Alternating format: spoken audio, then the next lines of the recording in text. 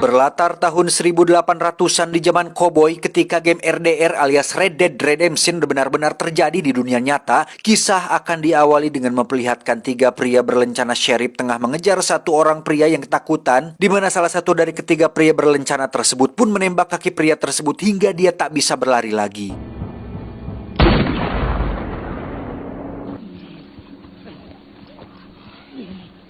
Dan mari saya perkenalkan dengan ketiga pria berlencana sheriff ini. Ada Stillwell, si pria Meksiko yang mahir melacak, Dugan, sang arogan dan temperamental, dan terakhir ada Ketchum, pria yang barusan menembak sekaligus satu-satunya pria paling sadis dan tidak berperi kemanusiaan di antara mereka bertiga. Hal itu dibuktikan ketika dia menginjak-injak pria tersebut, bahkan diseret menggunakan sebuah tali yang diikat ke lehernya.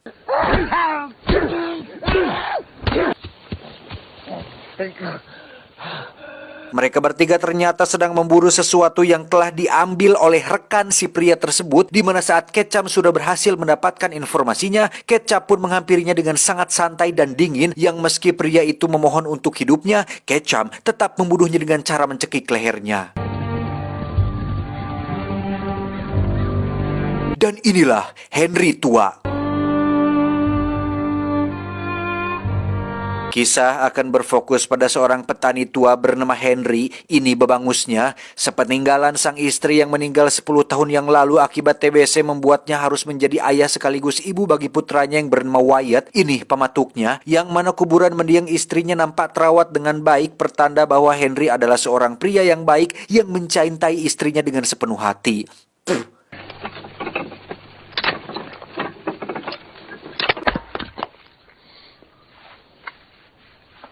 Di situ juga ada pria bernama Al. Ini cucu ngiknya. Al merupakan kakak ipar Henry alias pamannya si Wyatt, di mana Al memiliki sebuah peternakan yang lokasinya tak jauh dari sini. Tak lama setelah Al pulang, Henry dan Wyatt melihat ada seekor kuda yang berjalan sendirian tanpa penunggangnya. Lantas mereka berdua pun pergi untuk memeriksa, yang di situ terdapat bercak darah yang sepertinya pemilik kuda ini tengah terluka dan mungkin terjatuh di suatu tempat.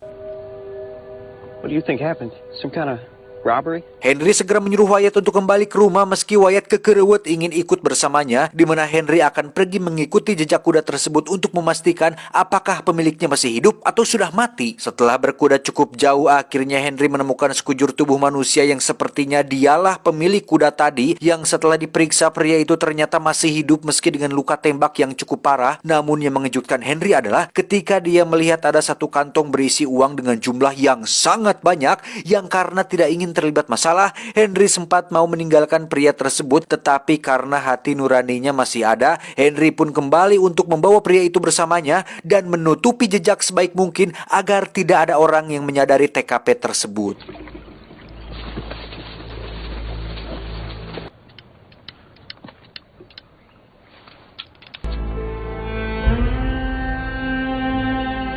Sesampainya di rumah, Henry pun segera meminta bantuan Wyatt putranya untuk mengobati pria yang sedang terluka ini, di mana Henry sadar betul jika pria ini pasti sedang terlibat suatu masalah, atau yang lebih buruk lagi sedang diburu oleh seseorang, yang tebakan Henry sangatlah benar karena pria ini sedang diburu oleh tiga pria berlencana sheriff, yakni Ketchum dan dua temannya.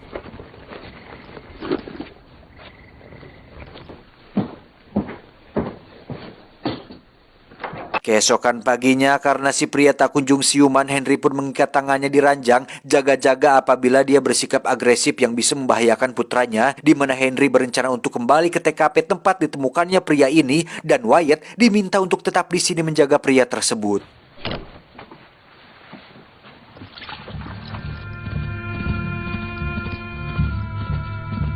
Wyatt rupanya selama ini dilarang untuk menggunakan senjata api oleh ayahnya, sehingga ketika Henry sudah pergi, Wyatt diam-diam sudah mengetahui di mana Henry menyembunyikan pistolnya dan mengambil pistol tersebut untuk latihan menembak di belakang rumah.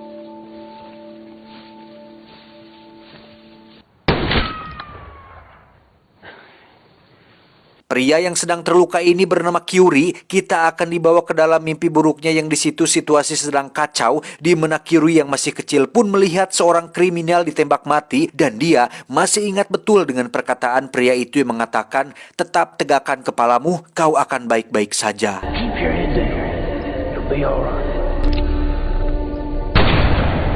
Kembali ke Henry yang sudah tiba di dekat TKP, di situ dia melihat ada 3 pria yang merupakan Ketchum dan kedua rekannya yang ternyata berhasil melacak arah Kyuri melarikan diri. Disinilah kita akan mulai diperlihatkan dengan betapa terlatih dan berbedanya Henry dengan seorang petani biasa, di mana dia secara sembunyi-sembunyi merangkak di antara alang-alang untuk mengamati apa yang sedang Ketchum dan kedua rekannya bicarakan. I don't need you to speechify the inner workings of your half-wit. We'll get 'em. Sebagai seorang pelacak handal, Stillwell tentu sudah tahu bahwa tempat ini pernah disinggahi oleh Kyuri, namun dia sangat dibuat takjub dengan apa yang telah dilakukan oleh orang yang menutupi jejak ini. Menurutnya orang ini bukanlah orang sembarangan, karena dari segi kerapihan dan ketelitiannya, jelas bahwa orang biasa tidak akan terfikir sejauh ini untuk menutupi jejaknya. If I'm right, you weren't alone.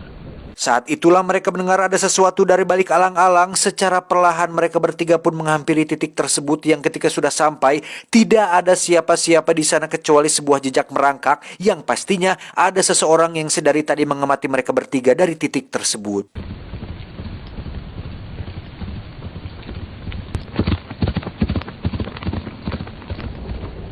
Di rumah, Wyatt sempat dibuat bingung ketika Kyuri sudah siuman. Bangun di rumah asing tentu membuat Kyuri siaga, yang ketika sudah melepaskan ikatan di tangannya, Kyuri langsung mengambil sebilah pisau dan mengancam Wyatt untuk berhenti bergerak. Namun tiba-tiba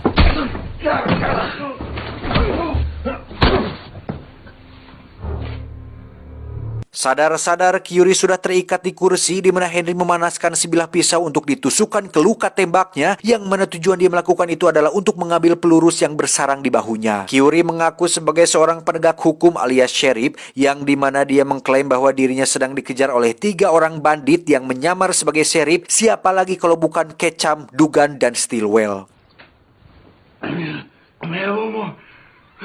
Entah seperti apa kronologi awalnya, tetapi Kyuri memperingatkan Henry untuk segera pergi dari sana, karena jika sampai ketiga bandit itu datang ke sini, mereka tidak akan segan-segan untuk membunuhnya. Peringatan tersebut sepertinya sudah terlambat karena Ketchum dan kedua temannya sudah keburu tiba di sana, sehingga dengan sigap Henry mengambil pistol miliknya dan menyuruh Wyatt untuk jauhi jendela dan jangan berbuat apa-apa. Gone.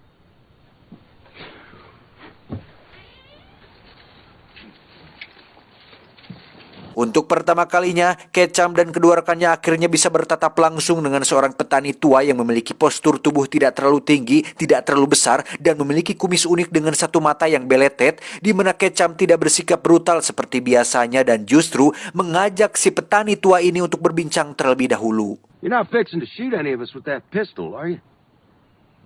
Dengan sopan santun, Ketchum bertanya mengenai seseorang yang memiliki ciri-ciri seperti Kyuri, di mana dia mengklaim bahwa Kyuri adalah seorang kriminal yang telah mencuri sejumlah uang, dan mereka bertiga adalah penegak hukum yang sedang menjalankan tugasnya untuk menangkap si Kyuri tersebut.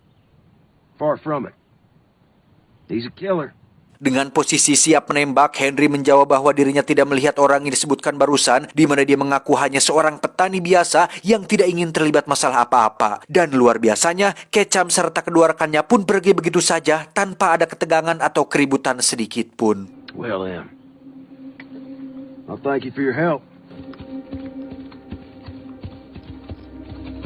Masih di wilayah ini, Ketchum serta kedua rekannya beristirahat sambil membahas tentang petani tua yang barusan mereka temui. Menurut Ketchum, Henry memegang pistol dengan cara yang tidak biasa dan tidak sama dengan seorang petani pada umumnya, yang pada intinya mereka menyadari betul jika Henry sudah berbohong dan Kyuri sengaja disembunyikan di dalam rumah tersebut. Alhasil, Dugan pun diberi tugas untuk mengamati rumah Henry dan diperingatkan untuk jangan bertindak gegabah karena saat ini dia sedang menunggu pasukannya yang sedang dalam perjalanan sebagai bala bantuan untuk membantu mereka dalam menemukan si Kyuri. Find out if he's got anything interesting to tell us about. Kembali ke Henry yang mencoba untuk menelisik asal-usul si Kyuri ini untuk memastikan apakah benar dia seorang sheriff atau bukan. Dan dari kisah yang diceritakannya memang benar bahwa Kyuri adalah seorang penegak hukum, namun Henry cukup terkejut saat mendengar jika Kyuri lahir di daerah New Mexico, lebih tepatnya di sebuah desa bernama Port Summer, yang mana di situ merupakan sebuah lokasi yang menjadi saksi atas kematian sang pembunuh terkenal bernama Billy the Kid. I was there the night it happened. Bukan hanya dongeng, Billy the Kid ternyata memang ada di dunia nyata. Teman-teman bisa cek sendiri di Google. Tercatat dia telah membunuh sekitar 27 orang tanpa alasan yang diketahui, dan pembunuhan itu sudah dilakukannya sejak Billy the Kid masih berusia sangat muda. Nah, yang menarik adalah Curie menjadi saksi hidup atas kematian Billy the Kid, yang mana mimpi buruk yang kita lihat tadi merupakan kilasan dari masa lalunya, yang saat dia melihat langsung dengan mata kepalanya sendiri jika Billy the Kid ditembak di bagian dada, dan itulah merupakan akhir dari riwayat Billy the Kid, sang koboi bandit paling terkenal di Amerika Barat. Most of them did, so the kid's body get hauled off too, wrapped in a bloody sheet. Henry pun melepaskan ikatannya setelah dia merasa bahwa semua yang dikatakannya adalah jujur. Namun tak lama muncullah beberapa tembakan yang ternyata berasal dari si Dugan, yang kita tahu tadi Ketchum menyuruhnya untuk jangan bertindak sendirian. Namun karena kurangnya kesabaran dan ketawakalan, akhirnya Dugan memilih untuk bertindak duluan, sehingga Henry terpaksa harus mengambil shotgun dan melakukan perlawanan demi melindungi putra dan tempat tinggalnya. Now where'd you get to?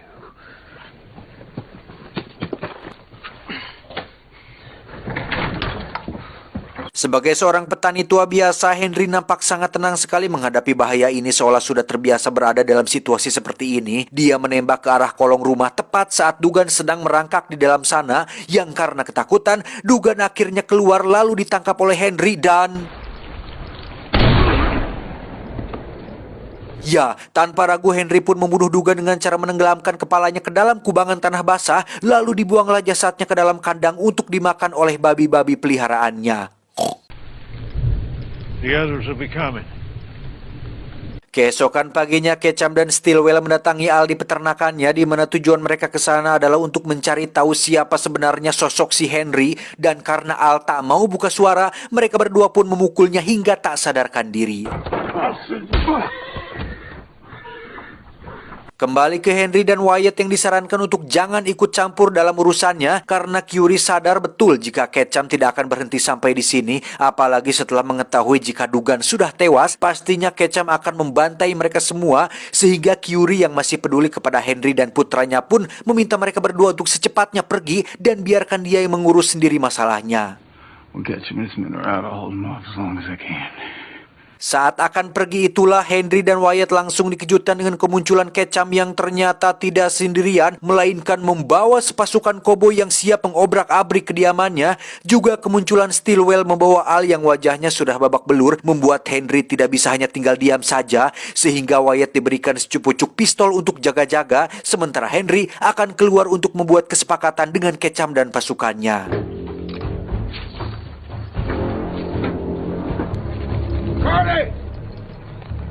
Anybody home? Disinilah mental Henry akan diuji ketika dia diminta untuk pergi secepatnya, tetapi melihat wajah kakak iparnya sudah babak belur, tentu Henry tidak akan pergi begitu saja, dan justru meminta mereka melepaskan Al dan segera angkat kaki dari kediamannya. You hear that, fella? Ketchum yang sudah habis kesabaran pun langsung menembak kepala Ali, yang spontan membuat Wyatt tiba-tiba keluar dan terjadilah baku tembak, di mana saat Henry sudah masuk ke dalam rumah, dia mengatakan sesuatu kepada putranya untuk tegakkan kepalamu, kau akan baik-baik saja. Mendengar kata-kata itu, Curie langsung olohok alias bengong dibuatnya, karena dia akhirnya baru menyadari jika si petani tua yang sudah menolongnya ini adalah sang legenda koboi pembunuh, yakni Billy the Kid. Keep your head down. You'll be all right.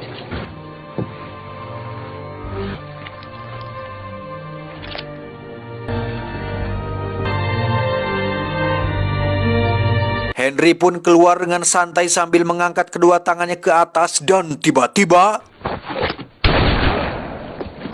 Ya, Henry akhirnya membuktikan siapa dia sebenarnya, di mana Henry bisa mengokang senjata dalam waktu 0,2 detik, sehingga sebagian pasukan tersebut dapat dilumpuhkan dan hanya menyisakan beberapa dari mereka saja yang masih hidup. Dan layaknya John Wick yang tidak hanya mahir menggunakan senjata api, Henry juga bisa memanfaatkan sebilah pisau untuk membantai mereka semua, di mana dengan strategi cerdas dia membunuh satu persatu pasukan yang tersisa hanya menggunakan sebilah pisau dan kampak kecil.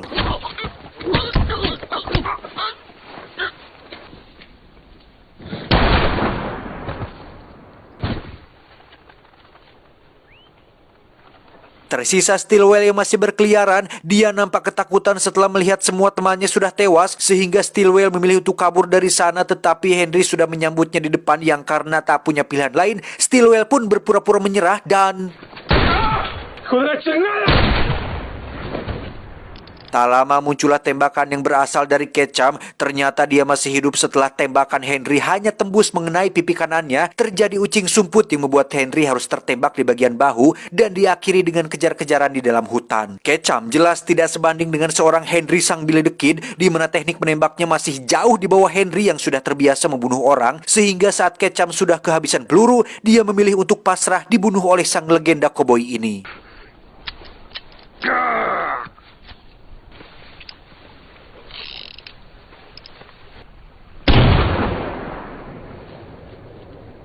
Setelah semua selesai, Henry pun pulang kembali ke rumah dan beruntung Wyatt masih baik-baik saja, serta Curie yang juga masih bisa bertahan hidup. Ketika Wyatt disuruh mengambil air dan Henry sedang mencoba untuk mengobati si Curie, tak sengaja dia melihat ada sebuah tanda bekas luka di lengan Curie dan tiba-tiba...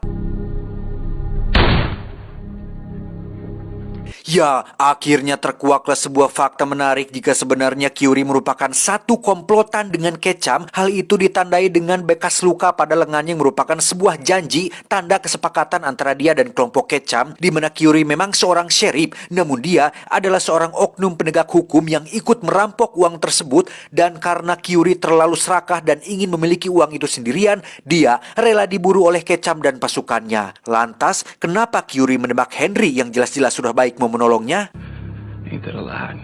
Oh no! I told you though. Sejak kecil, Curie terus dihantui oleh bayang-bayang Billy the Kid yang telah membunuh majikannya tempat dia bekerja dulu, di mana sebagai penegak hukum yang haus akan kehormatan, Curie nekat membunuh Henry karena itu adalah sebuah kehormatan baginya bisa membunuh seorang Billy the Kid yang melegenda. Namun, perasaan bangga itu ternyata tak bertahan lama setelah Wyatt muncul dan langsung membunuh Curie saat itu juga. Be the man who killed Billy the Kid. Di detik-detik sakaratul maut, Henry berpesan kepada Wyatt untuk jaga diri baik-baik, dan ketika kabar kematiannya sudah tersebar luas ke orang-orang, maka akan muncul gosip-gosip selentingan mengenai kehidupan masa lalu Henry. Ada yang benar, tapi banyak yang salah, sehingga Wyatt disarankan untuk jangan terlalu percaya gosip-gosip tersebut karena Henry yang sekarang sangat berbeda dengan Henry yang dulu. Setelah menguburkan jasad ayahnya tepat di samping kuburan ibunya, Wyatt tak punya alasan lagi untuk tetap bertahan di sini, sehingga dia memilih untuk melakukan perjalanan panjang demi untuk mencari jati dirinya yang sesungguhnya. Dan siapa yang tahu jika Wyatt akan menjadi next Billy the Kid sama seperti Henry ayahnya. Allahu alam. Tamat, ending yang cukup meng-Billy the Kid.